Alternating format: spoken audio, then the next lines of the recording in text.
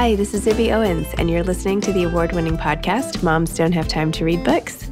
I'm also the host of Moms Don't Have Time to Lose Weight, and I'm the editor of the anthology, which you should run out and buy, called Moms Don't Have Time to, a quarantine anthology.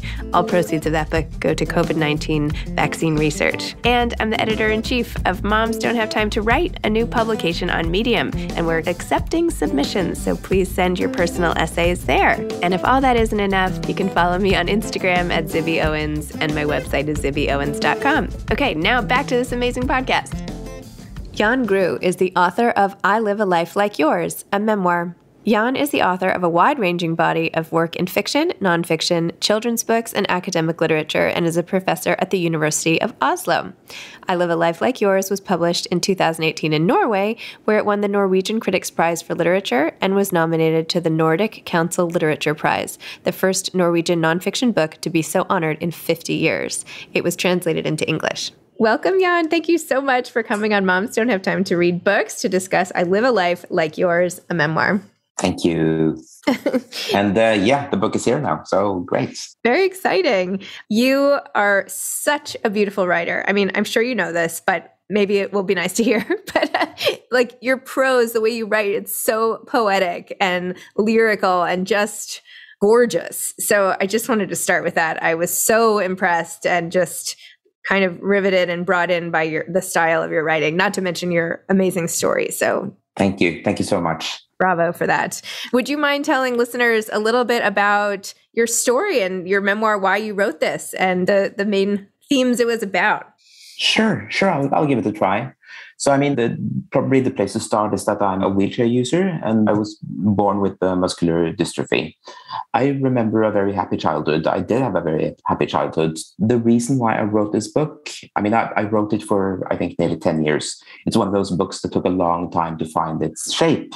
But the real sort of catalyzing event was a little while after I became a father, when my parents asked me whether I wanted to take over their archive, really, of papers from my childhood. And I said yes. And my mother came by my office at the university with about 3 or 4 feet of paper. These were letters that they'd written, documents they'd saved, really everything that documented their interactions with doctors, with bureaucracies, really documenting all the work they had to do during my childhood.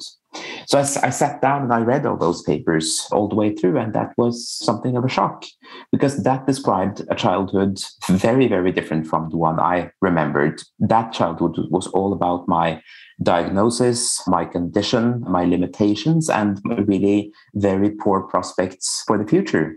And so the book is really my attempt to try to reconcile those two stories, the one I remember and the one that, the medical bureaucracy remembers. Very different stories. Wow. It must have been, I feel like, how long did it take you to go through all those papers? I feel like they would have arrived on my desk and I would have stayed up for like 3 days trying to get through it all. Yeah, I mean, it took a long while. And the strange thing is that, I did remember some of the stuff in those papers, visits to go and see doctors when I was very young, but also, holidays where the wheelchair van never appeared, where nothing was as promised. And then, of course, the letters that, documented how my parents had tried to arrange things, had succeeded sometimes, had, made their complaints afterwards.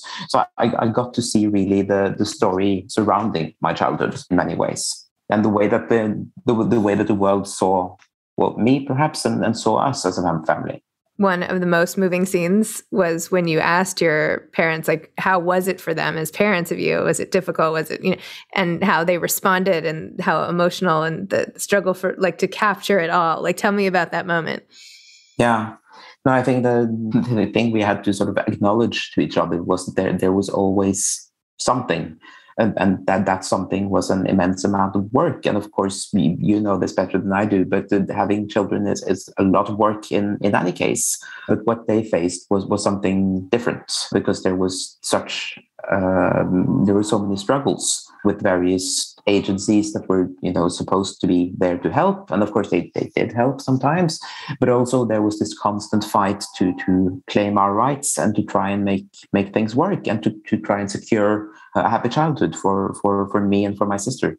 Wow. And even the image you start off in the beginning by saying how people you run into who you used to know as a child are like surprised that you're around. I mean, that's like quite. Yeah, I mean, that did happen to me quite a few times. And it was, I'm sure it was a strange experience for them as well. But for me, it was a really existential shock. So that was what people expected back then.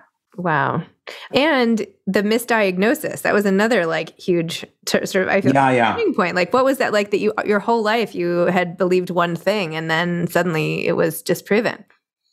Yeah, I mean that speaks to advances in medical science, right? Because the time I was first diagnosed, they were working from muscle biopsies and really very crude categories. And then, of course, came the age of genetic testing, and a lot of the old categories became broken up into hundreds of new ones. But yeah, I mean that diagnosis was something I thought of as a pretty essential part of myself, with a poor prognosis and everything.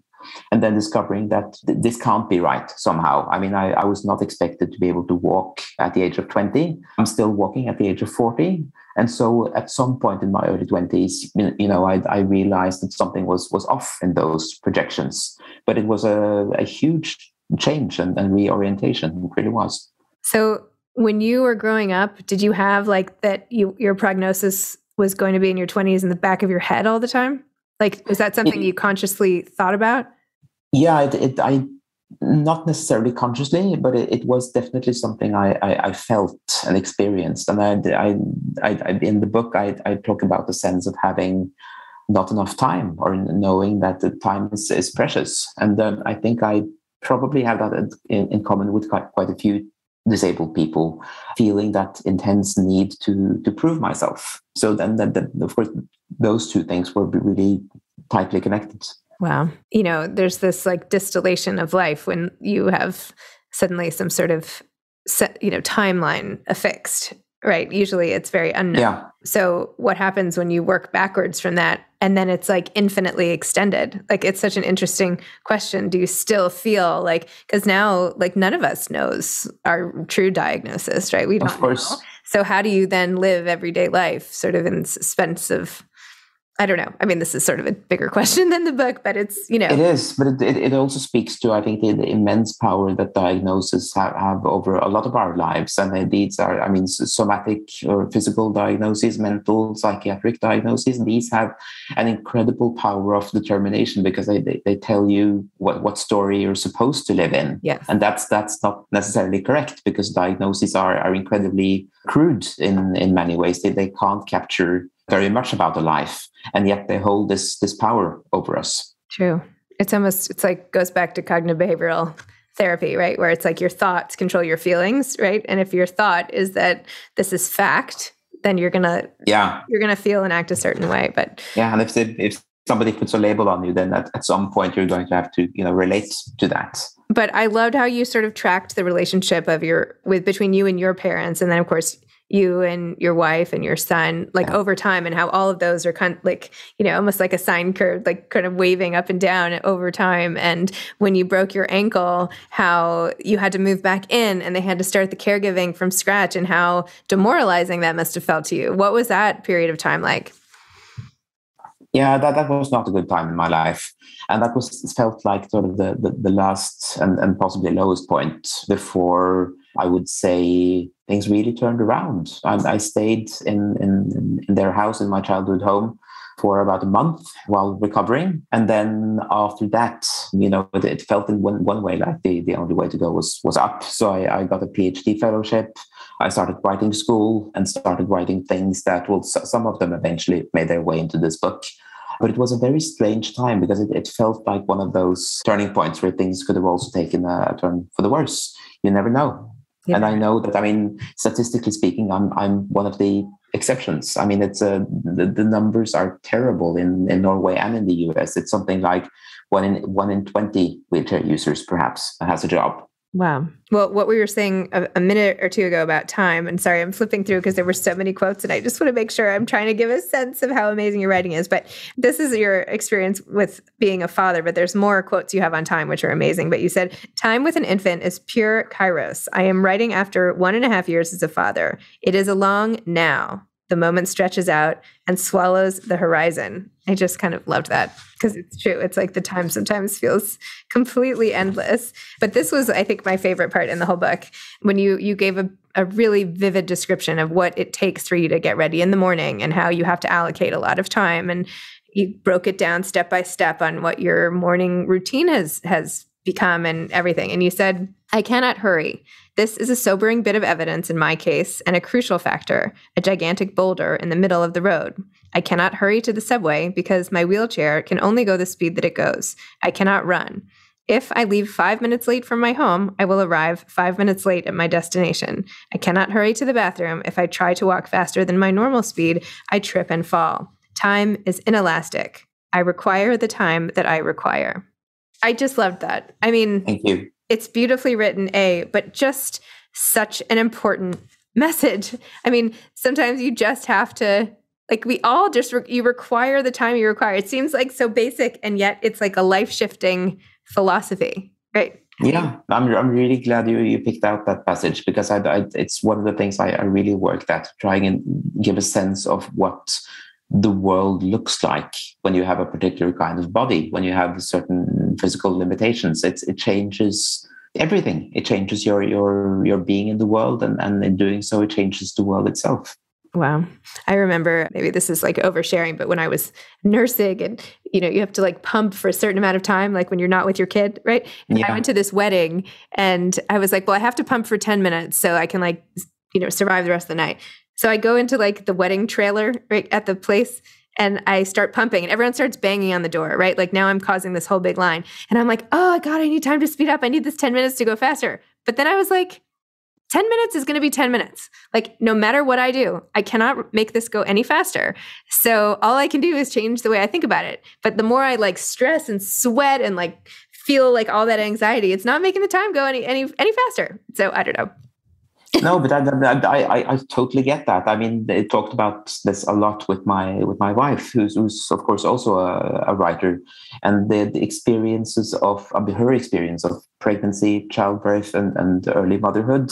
There's a lot there in terms of bodily vulnerability, and then that sense of just having to, in some cases, just surrender to those constraints, because there is no other option.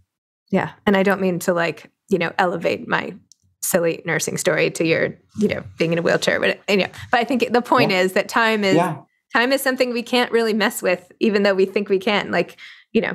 Yeah, and I think it's important to remember that even though one thing is not like the other, there are, points of connection, and those points of connection are incredibly important to remember. Also because disability often gets very isolated as a topic, and we forget that it's really about, also aspects of human vulnerability that reach all of us in various forms. Well, I think it's so easy for people to just be so afraid of the other, or right. It's like it's an admission to people, to themselves, that this this could happen to them, and it's a reminder that I think people can't necessarily cope with sometimes, certain people at least, and so. The shorthand is not to deal with it at all. Yeah. Forget that, what do you mean? We're all the same. You're not different. I'm not different because I'm sitting down right now than I was 2 seconds ago when I was standing up. So anyway. Yeah. No, you're absolutely right. I mean, the philosopher Julia Kristeva talks about abjection, about that sort of intense fear and revulsion that you feel in yourself, but then you project onto someone else. And that someone else is often someone with a disability, with an illness, someone that you can really put all those, scary feelings into. Yeah. I have a very close friend with ALS, and, over time, she talks in a computer now with her eyes, and, over time, her friends who visit have dropped off. Right. And I don't go, we don't live in the same place anymore, but, it's so easy to just not pay the visit. Right. Yeah. So easy to say no, but we have nothing has changed. We have them. She's hilarious and amazing. Nothing's changed. And so I have the best time. Doesn't matter now. Anyway. So I feel sort of passionately about this whole thing, and, and people being intolerant to anybody in any situation is just, abhorrent to me. So anyway, So tell me a little bit more about the writing side of your life and your, academia, which is so important to you, and how you decided now's the time to sort of bring this book out into the world and all of that, how all of that sort of revolves in your life? Yeah, I mean, that's been a strange journey too. I mean, I started out publishing some collections of short stories for an audience of like 4 readers, because that's what short stories are like these days. And they were mostly speculative fiction, which is, science fiction without the hard math, which is good for me. But I still think I learned something from that, just in the sense of trying to imagine different worlds and different ways of looking at the worlds. And of course, as you pointed out, there's quite a lot about time in the book and the shape of time and different ways of experiencing time. And so I wrote some experimental fiction in that vein, dealing with those topics, and wrote a novel, and then started work on this book after that, when I felt that I'd maybe built up some experience with the craft of writing, because it felt like I needed that experience in order to deal with these topics. This was, obviously a very important book for me to get right. But then it turned out that it became this strange mixture of different genres. I mean, one book that was really important to me in my writing was The Argonauts by Megan Nelson. Mm-hmm. It's a wonderful, poetic, academic book about embodiment as well. And I learned from her that if I want to put academic references and academic quotes into a book that's supposed to be more poetic, then I can. I just need to select the right quote. Academia doesn't have to be dry. It doesn't have to create distance. If you find just the right observation, then it has, all the power of good poetry. Wow. And I try to combine those things. Interesting. Yeah, no, I mean, I started off by saying it felt very much like a poem. It felt, that's definitely the vibe it gives off to the reader, the lay reader, if you will. So what are you doing now? Like, do you want to, now that you have this out, what are you thinking next? Like, do you want to continue pursuing this type of writing? Do you want to continue sharing? Like, do you like having like a back and forth relationship with the reader versus putting, how are you seeing your output sort of in the future? Yeah, well, I mean, speaking of time, I mean, I'm kind of speaking to you from 3 years in the future, because my book came out in Norwegian in 2018. Oh, okay. So it's so the translation takes time. So since the book came out in Norway, I had a lot of really interesting conversations with readers, letters, messages, and it was really a wonderful process. And then I wound up writing a new book, which is coincidentally out in Norway this week. Oh, no way. Oh my gosh. Yeah, no, it's really true. And then this new book is, I would say, almost a counter book and a more political book, dealing with different stories about disability. So yeah, I mean, I'm definitely going to continue in this vein, and I'm drawing on US disability studies in my work and in my writing. And Norway is an interesting contrast, because, I mean, we have a wonderful welfare state compared with you guys. We have not had all of the, I would say, cultural space to think and talk about disability that the US has had. And that's one of the reasons why I bring California and Berkeley and the Bay Area into the book, because I learned so much from people working there.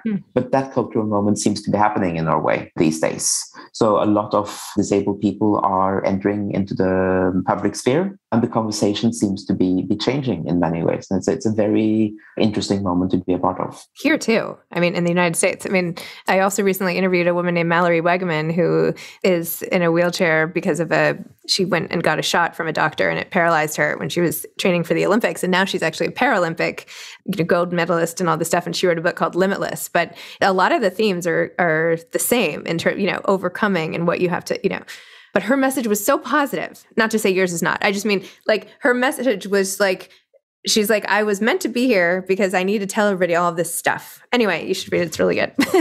Absolutely. I will. And if you want me to connect you, I'd be happy to put you guys in touch. Maybe you could do an event together or something really cool. Sounds great. Yeah. She's she's really great. And my husband's now actually helping with her documentary because he's a producer. So anyway, she's great. Wonderful. Yeah. So I noticed in the New York Times review of your book that people are calling attention to your dressing style. How did you feel about that? How did you feel? Yeah, no, it's gratifying. No, I mean, I do make a point of it. And I do make a point of it because I think it's something that, again, a lot of disabled people have experience with, that you really need to think about your appearance. because it's so easy to become discredited if anything is off. There are a lot of people who are wheelchair users who are also homeless. And so you get a stereotype, and so you get stigma. And it becomes, quite important to navigate that stigma in different ways. It's that thing of, so Rosemary Garland-Thompson, the disability scholar, talks about this a lot in her wonderful book called Staring, How We Look, about how being a staree, someone who it's, socially legitimate to stare at, that person will always be conscious of being the object of other people's stares and will have to negotiate in some way. And so for me, thinking about clothes and trying to find clothes that actually fit me, which is not an easy task, became something that I wanted to bring into the book as a way of talking about, looks, appearances, and all of those negotiations as well. I wonder if in the book Stare, they talk about fame, because that's another reason why people stare at people, right? It's, you can look different or you can just be so well known. I wonder if the effect on the staree is the same, sort of for different reasons. Yeah, that's an interesting. I mean, I'm not trying to come off as horrible here, but I have been picked out on the street for having written books, for having appeared in the media, and so now I never know. It could be that kind of attention, it could be the other kind of attention. I can't be sure, and it's an interesting kind of ambiguity to live with these days for however long this sort of micro celebrity in Norway lasts. Yeah. No, because I feel like here, people give celebrities a really hard time. Like, oh yeah, it's hard for you. I'm really sorry. Cry me a river, but there is something to not being able to sort of move through the world in a way that, I mean, I don't know. I'm not a celebrity. I have no idea. But anyway. I can imagine. I mean, in my case, it felt like I'm going to get people's attention, whatever I do. So it may as well be positive attention, Yeah. I mean, for you, go, milk it. Why not? It's great. Sure. Do you have any advice for aspiring authors? Yeah, I mean, that's a great question, right? I mean, and the answer is always, simple and incredibly difficult. It's to write. I mean, for me, the transformative year was a writing school here in Oslo, where I had to write stuff I would never have written on my own. To just try everything, different voices, different angles, different genres, different, exercises, and then discovering my voice along the way. I'd written a lot of academic texts before, but this was something completely different. And I discovered that writing in a different way will also sometimes allow you to write about different topics. I mean, it's really a sort of a process of discovering what is within you. Wow, that's great. Well, Jan, thank you so much. This was so interesting. And again, your book was absolutely beautiful. And I just thank you for spending the time with me today. Thank you so much for having me. Okay, thank you. Okay. Take care. Bye-bye. Bye-bye. Thanks for listening to this episode of Moms Don't Have Time to Read Books. Don't forget to follow me on Instagram at Zibby Owens and at Moms Don't Have Time to Read Books. Also sign up for my newsletter at zibbyowens.com and sign up for my virtual book club and meet lots of authors on Zoom every other week. Thanks so much to Steve and Ryan at Texture Sound for the sound editing. And thank you to Morning Moon Productions for providing this fantastic intro and outro music.